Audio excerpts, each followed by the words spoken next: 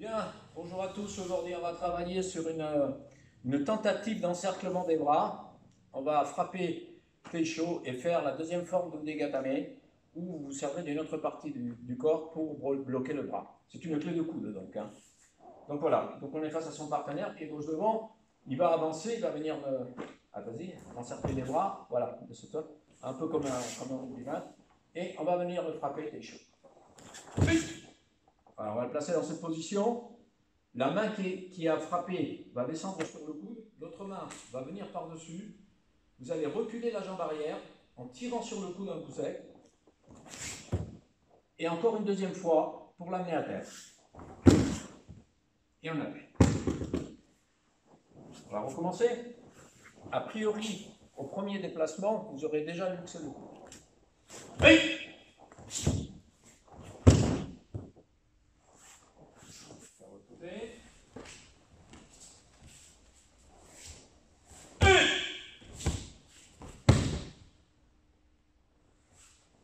Bien. Alors, il rentre, on le met en arrière, ce qui va donner l'extension du bras. Première main ici, vous voyez que sur le coude, je vais faire une action un petit peu en tirant le coude vers moi, l'autre main va venir par-dessus. Ici, je vais reculer la jambe arrière et la jambe avant va suivre, c'est-à-dire ça va faire ça.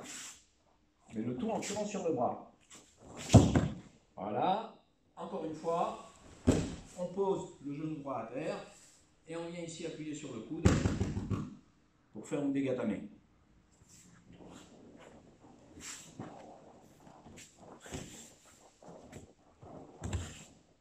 On rentre, contrôle du bras et on jette à terre.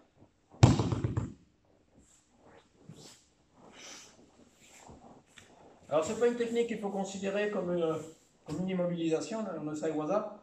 Il faut essayer de lui casser le coude au premier déplacement. Hein, le premier déplacement que vous faites en arrière, il faut donner un petit coup sec et le coude il va sauter. Si en plus il y a une résistance de sa part à vouloir se redresser, eh bien, ça va vous faciliter la tâche parce que vous connaissez le principe de Jiu-Jitsu, il y a une addition de force. Mais là, une addition de force en sens contraire, c'est-à-dire quelque chose qui descend et quelque chose qui monte. D'accord? On additionne comme deux voitures qui viendraient se percuter.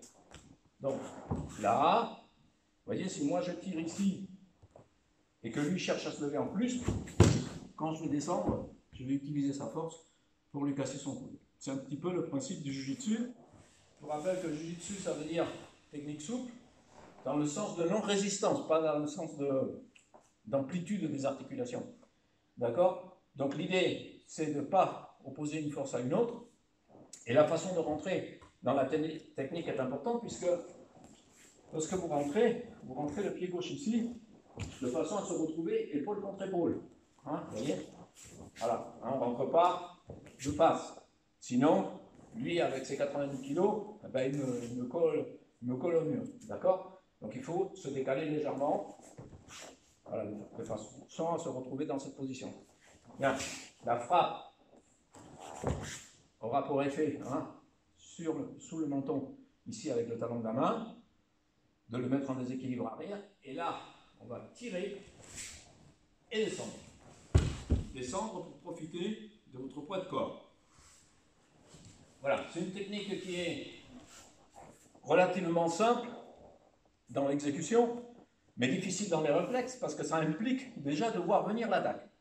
Donc voilà, toutes ces techniques où votre défense a lieu simultanément à son attaque, c'est-à-dire en scène, sont des techniques difficiles, pas sur l'exécution, mais sur le réflexe. Voilà, c'est fini pour aujourd'hui. Pensez à vous abonner, vous cliquez sur le logo ici, et ça nous fera plaisir.